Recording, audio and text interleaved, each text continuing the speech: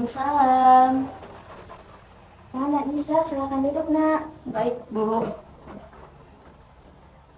Tadi Nak Nisa sebelum ke ruangan ibu, Nak Nisa belajar apa? Belajar bahasa Indonesia, Bu. Oh, bahasa Indonesia ya. Eh, Gurunya itu kalau ibu tidak salah Ibu Susi. Iya, betul, Bu. Bagaimana kabarnya Nak Nisa hari ini? Alhamdulillah, Bu, baik.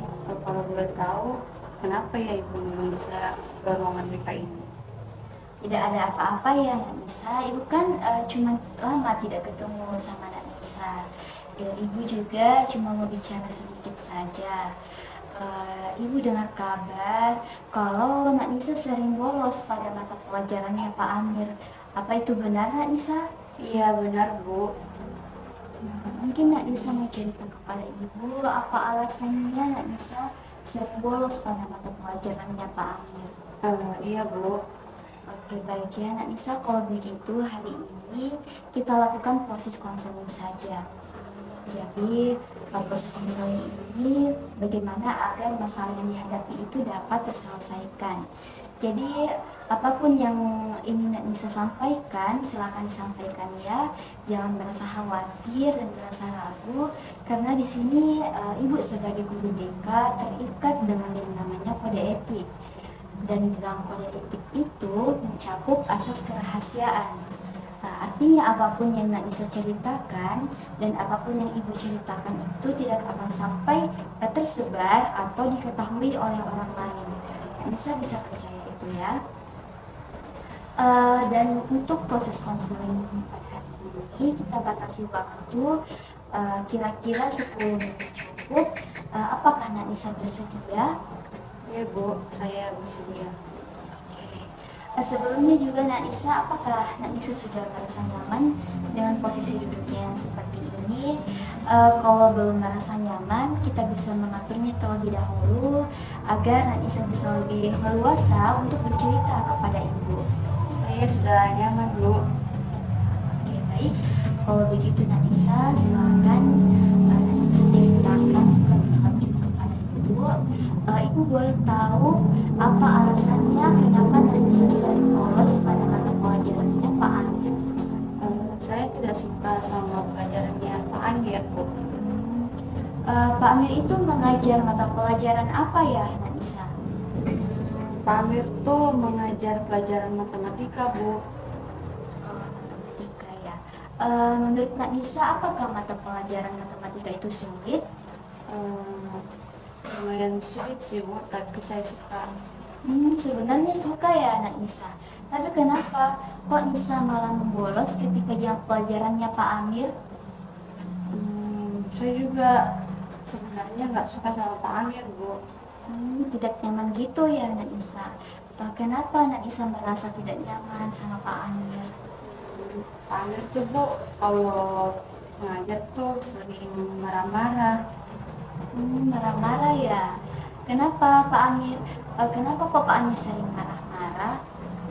Tidak tahu, Bu, pokoknya Pak Amir sering marah-marah gitu sama, kayaknya Pak Amir tuh nggak suka deh sama saya. Jadi Pak Amir ini kalau mengajar sering marah-marah ya. Dan Nak Nisa beranggapan kalau Pak Amir tidak suka sama Nak Nisa. Memangnya Nak Nisa pernah berbuat kesalahan kah atau bagaimana sampai Pak Amir sering marah-marah sama Nak Nisa? Seingat saya sih, Bu, saya tidak pernah berbuat apa-apa ya. Jadi eh, terus kenapa di sini Nak Nisa berpikir kalau Pak Amir tidak suka sama Nak Nisa? Iya, Bu, soalnya kalau ngajar yang dimarahi itu saya doang, Bu. Jadi Nak Nisa di sini merasa kalau Pak Amir itu mengajar beliau sering marah-marah, dan Nak Nisa berpikir kalau Pak Amir tidak suka sama Nak Nisa. Apakah ada hal lain yang membuat Nak Nisa merasa tidak nyaman ketika jam pelajarannya Pak Amir? Enggak, Bu, cuman perlakuannya Pak Amir saja.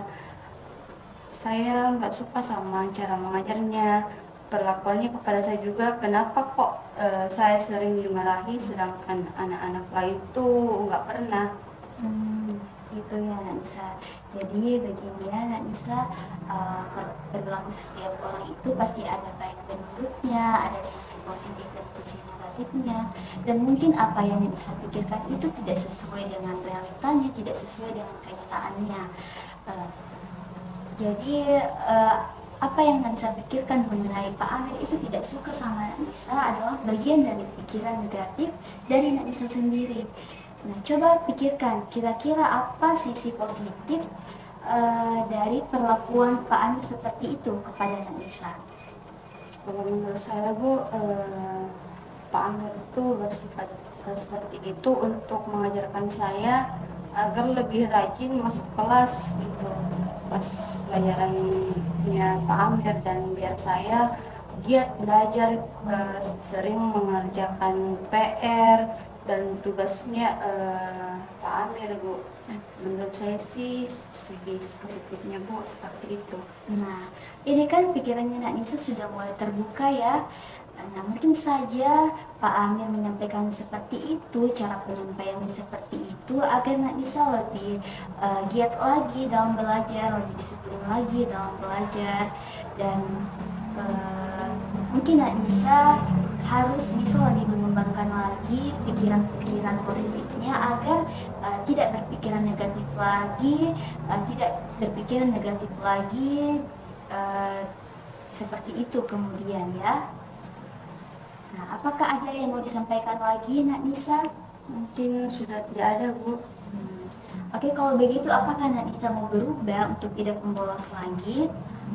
Sejak Ibu bilang begitu, saya punya pikiran yang lebih positif Bu. Apa itu Nak Nisa, boleh disampaikan? Saya akan berubah setelah apa yang dibicarakan tadi dengan Ibu. Yang semula saya sering bolos dan sekarang saya akan memperbaiki agar masuk kelas terus pas jamnya Pak Amir. Nah, ini juga bisa menjadi pelajaran ya buat Nak Nisa bahwa setiap perilaku seseorang itu tidak bisa kita anggap selalu buruk, dan Nisa harus berpikir sisi positifnya. Mungkin saja Pak Amir seperti ini karena ingin yang terbaik buat Nisa, meskipun mungkin penyampaiannya saja yang salah.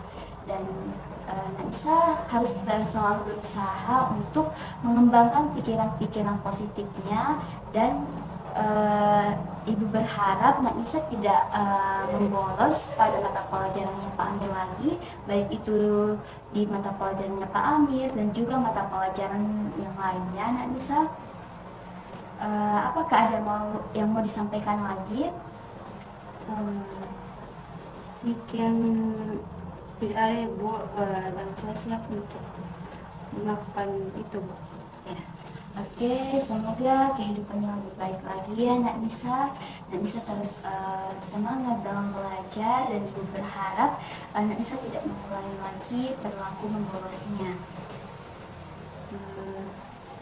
Baik Bu, mungkin begitu saja. Saya kembali ke kelas ya Bu. Oke, kalau begitu ya Nak Nisa, kita cukupkan sesi konseling kita pada hari ini. Tetap semangat. Kalau begitu Nak Nisa sudah bisa kembali ke kelasnya. Terima kasih Bu. Sama-sama.